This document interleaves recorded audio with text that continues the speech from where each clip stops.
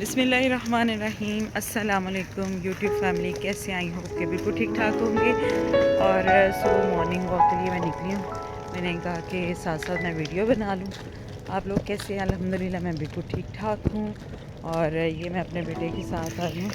Shaft look at here. कहाँ जा रहे हैं आप? सैर करते हैं। कह रहे सैर करने जा रहे हैं।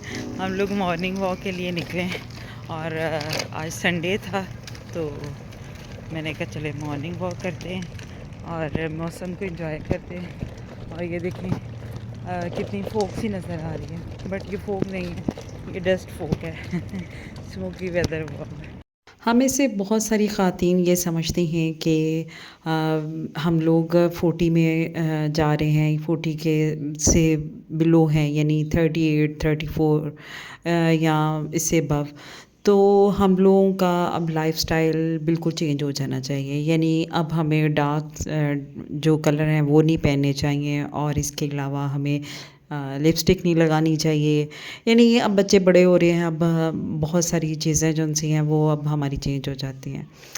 और हम लोग सिर्फ बच्चों में गुम हो जाते हैं, अपनी लाइफ को बिल्कुल भूल जाते हैं। हालांकि मेरा ख्याल है कि जो पहले हम फोकस करते हैं 30 से बिलो एज होती है, उसमें हम अपनी स्किन का इतना ज़्यादा ख्याल रखते हैं कि हम कई दफ़ा उसको फेस वॉश करते हैं, बहुत सारे स्क्रब्स और बहुत सारी चीज़ें जो उनसे वो अपने फेस के लिए यूज़ करते हैं। हालांकि मुझे लगता है उस वक्त इतनी ज़्यादा ज़रूरत नहीं होती जितना हमारी स्किन को 35 के बाद ज़रूरत होती है। यानी उस वक्त हमारी जो स्किन है ऑलरेडी नेचुरली ग्लो कर रही होती है। हम कुछ ज़्यादा मेहनत ना भी करें तो हमारी स्किन जो सी है वो ग्लो करती है। हमारी स्किन जो सी है बहुत ज़्यादा वो शाइनी रहती है। हम जस्ट दूध की जो दूध की कोई चीज़ लगा के दूध के अंदर या दही का यूज़ कर लें अपनी स्किन के ऊपर, नेचुरल कोई भी चीज़ यूज़ कर लें, बेसन लगा लें, तो हमारी स्किन बहुत ज़्यादा चमकना शुरू हो जाती है। जो सही जो स्टार्टिंग लाइफ होती है वो 35 के बाद होती है, या 40 के बाद कह लें। उसमें आपकी स्किन को ज़्यादा मेहनत की ज़रूरत होती है, आपकी बॉडी को ज़्यादा ज़रूरत होती है, क्योंकि उस वक्त आपको एक्सरसाइज वॉक की बहुत ज़्यादा ज़रूरत होती है। पहले आप ना भी एक्सरसाइज करें तो आपकी अगर आपकी डाइट जो उनसे मेंटेन है, आप ज़्यादा मुरगन ग़िज़ाएँ नहीं खाते, तो आपकी बॉडी स्लिम ही रहती है। आप ज़्यादा वर्किंग में रहते हैं, आपकी बॉडी फुल ऑफ एनर्जी होती है, इसलिए आप लोगों को ज़्यादा मेहनत नहीं करनी पड़ती। लेकिन जैसे कि हम आगे एज बढ़ना शुरू होती है तो हमें ज़्यादा मेहनत की ज़रूरत होती है, हमें ज़्यादा फोकस की ज़रूरत होती है। मुझे यूँ लगता है कि मुझे अब फेस के ऊपर ज़्यादा फोकस करना पड़ता है, पहले नहीं करना पड़ता था। यानी अब ज़्यादा मैं नेचुरल चीज़ें यूज़ करती हूँ। जैसे मैं कोई योगर्ट ले लिया, उसके अंदर बेसन डाल के वो फेस पे लगा लिया। स्किन के दाग धब्बे या उसको ग्लो करने के लिए ये चीज़ें जो सी हैं बहुत अच्छी होती हैं। तो ये चीज़ें ज़्यादा जो हमें फ़ोकस करना चाहिए हमारी स्किन पर, हमें एक्सरसाइज पर, वॉक पर, वो मुझे लगता है कि हमें आफ्टर 40 जो उनसे ज़्यादा फ़ोकस करना चाहिए, क्योंकि उस वक्त हमारी बॉडी जो सी है वो उसमें एनर्जी कम होना शुरू हो जाती है। हमारा जो एनर्जी लेवल है वो जल्दी डाउन हो जाता है।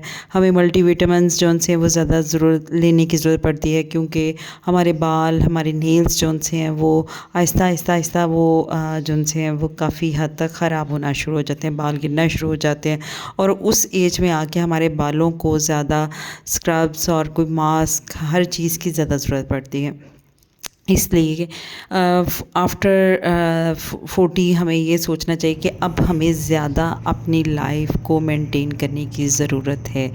और हम ये सोचते हैं कि अब हम बच्चों को खाना बना दिया, बच्चों की लाइफ है, खाना हस्बैंड को देख लिया, ये चीज़ें बस हमारी लाइफ में अहम हैं। हालांकि अगर देखा जाए तो उस वक्त चूँकि मर्द जो सा है वो 60 के बाद जो सा है उसमें एनर्जी यानी वो बूढ़ा होना शुरू होता है, तो औरतें जल्दी रह जाती हैं। तो हमें इसलिए ज़रूरी है कि हमें अपने आप को यंग रखने के लिए एक्सरसाइज करें, वॉक करें, अपनी बॉडी को स्लिम रखें और अपने बच्चों के साथ बहुत बड़ा लगने की बजाय हमें उनके बड़े बहन भाई जैसा लगना चाहिए और मेहनत करनी चाहिए, ज़्यादा अपने आप पर फोकस करना चाहिए। नो डाउट के खाने पर हमें बच्चों की हर चीज़ पे ज़्यादा फोकस करना पड़ता है। हमें अपने लिए टाइम निकालना चाहिए, क्योंकि अगर हम अपनी लाइफ में अपने लिए टाइम नहीं निकालेंगे तो हम कभी भी बच्चों के साथ नहीं चल सकेंगे। बच्चे हमें पीछे छोड़ देंगे और वो आगे निकल जाएंगे। अगर हम अपने आप को यंग रखेंगे, अच्छा दिखेंगे भी और उनके साथ उनकी जैसी एक्टिविटीज़ में इन्वॉल्व हों, जैसे बच्चे बैडमिंटन खेल रही हैं तो उनके साथ बैडमिंटन खेलें, तो बच्चे खुश होते हैं, क्योंकि उनकी साइकी में और हमारी साइकी में थोड़ा सा फ़र्क है। हमें उनके साथ चलने के लिए यंग होना ज़रूरी है। तो जो ज़्यादा फोकस है वो इस लाइफ में करना चाहिए, क्योंकि यही लाइफ जो सी है ये मुझे लगता है कि लाइफ का जो स्टार्ट है वो 35 के बाद होता है, क्योंकि आपके बच्चे बड़े होना शुरू हो जाते हैं। अब हमारे पास टाइम भी होता है कि हम अपनी लाइफ के ऊपर कुछ फोकस कर सकें, हम अपने आप को टाइम दे सकें, हम अपने आप को स्टाइलिश भी दिखना चाहिए। स्टाइलिश से मुराद यहाँ पर ये है कि अच्छा ड्रेस पहने, वर्गर हो ना हो जिसमें आपकी बॉडी शो हो। आप घर में रह के जितना फ़ैशन कर सकते हैं वो करें, और ख़ातीन को करना चाहिए। इस तरह ना तो आपके शौहर दूसरों की और दूसरी औरतों की तरफ अट्रैक्ट होंगे, बल्कि वो अपने घर पे तवज्जो देंगे। और अगर ख़ातीन यंग नज़र आएंगी तो इंशाल्लाह उनके शौहर भी जो उनसे हैं वो उनके साथ साथ साथ चलेंगे और कभी भी उनको धोखा नहीं देंगे। ये छोटी सी बात थी जो मुझे लग रहा था कि बहुत इम्पोर्टेंट है कि हम बहुत सारी ख़वातीन जो उनसे सिर्फ घर की नज़र हो जाती हैं और अपने आप को टाइम नहीं देती। इसलिए खुदारा सबसे पहले अपने आप को टाइम दें और फिर आप घर और बच्चों की लाइफ जो उनसी है उसको मेंटेन रख पाएंगे।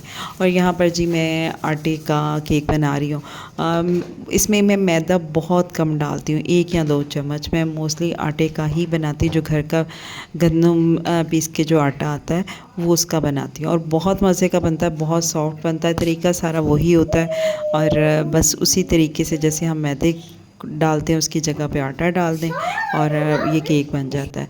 और यहाँ पे मैं कंडेंस मिल्क यूज़ कर रही हूँ। आप लोग कंडेंस मिल्क ना भी यूज़ करें तो कोई बात नहीं है, अगर नहीं है तो इसके बगैर भी चल जाएगा।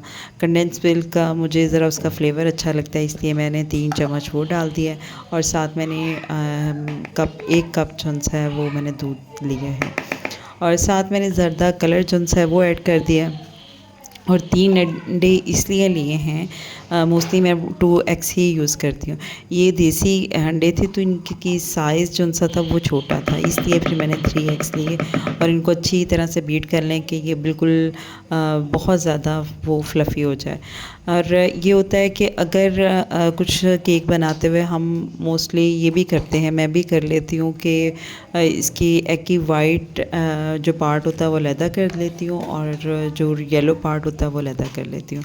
तो फिर मैं वाइट को जो सा वो बीट करती हूँ, तो वाइट जो सा काफ़ी ज़्यादा उसकी जब झाग बन जाती है बिल्कुल स्टिकी सा हो जाता है, यानी वो उतरता भी नहीं है उस बीटर से, तो तब उसके अंदर जो से उसको सेपरेट रखती हूँ, और साथ दूसरे जो चीज़ें इंग्रेडिएंट्स होते हैं वो सारे जर्दी में मिला के फिर उनको मिक्स करती हूँ। और बहुत स्पॉन्ज जो है वो बहुत ज़्यादा सॉफ्ट सा बनता है।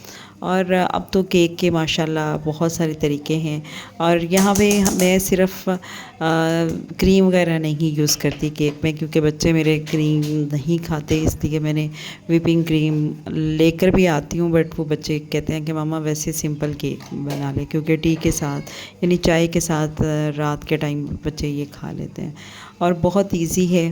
अब इसके अंदर मैंने थोड़े से एलमंड जिनसे वो कट करके डाल लिए, और साथ किशमिश, और साथ मैंने थोड़ी सी खजूरें काट ली, और एक चीज़ और यहाँ पर इस टाइम पे मैंने एक चीज़ मैं भूल गई थी कि इसको जितनी भी चीज़ें इंग्रेडिएंट्स हमने डाले हैं इनको कॉर्नफ्लोर लगाना है। कॉर्नफ्लोर लगाएंगे तो ये नीचे नहीं बैठेंगी। मैं आज इस केक में बनाते हुए मैं लगाना भूल गई, बाद में मुझे याद आया कॉर्नफ्लोर लगाएं तो वो दरमियान में सारी चीज़ें रहती हैं, वो नीचे नहीं बैठती। वरना जितने भी केक में जितने भी हम इंग्रेडिएंट्स डालते हैं वो नीचे पैंदे में बैठ जाते हैं और फिर वो नीचे नीचे रहते हैं। तो इसलिए जब भी केक बनाएं तो उस जितनी भी चीज़ें डालते हैं उसके अंदर कॉर्नफ्लोर लगा लें। कॉर्नफ्लोर लगाने से सारी चीज़ें केक के दरमियान में रहती है, नीचे पैंदे में नहीं बैठती। और फिर जी इसको बेक कर लें और ये देखें जी कितना नर्म और सॉफ्ट और बहुत ही जूसी सा केक है, यानी वो बहुत हार्ड नहीं है, ऐसे लगेगा जैसे मुंह में डालते ही घुल जाए। और बच्चों को ये इसलिए मैं बना के देती हूँ, वीक में 1 टाइम तो लाजमी बना के देती हूँ, क्योंकि मेरा बेटा जो है वो एग नहीं खाता है। तो मुझे फिर ये होता है कि जितनी चीज़ें आटे में मैं एग डाल देती हूँ, उसके लिए स्पेशल आटा गूँध देती हूँ, तो फिर जितनी भी चीज़ें उसको मैं खिलाती हूँ उसमें मैं एग यूज़ करती हूँ। और केक मैं इसलिए बना के देती हूँ कि इसमें एग हैं तो चलो वो थोड़ी सी ये चीज़ जो सी है उसके अंदर प्रोटीन जो सी है वो आ जाएगी, वरना वो प्रोटीन की कोई भी चीज़ नहीं लेता, सिर्फ कार्बोहाइड्रेट्स जितने भी हैं वो उससे बनी हुई चीज़ें खाता है। ओके जी, आज की वीडियो आपको पसंद आई होगी। मेरी वीडियो को लाइक करें और शेयर करें और प्लीज़ मेरे चैनल को सब्सक्राइब करें, बेल आइकन के बटन को लाजमी दबाएं और अपनी दुआओं में याद रखें। ओके जी, अल्लाह हाफिज़।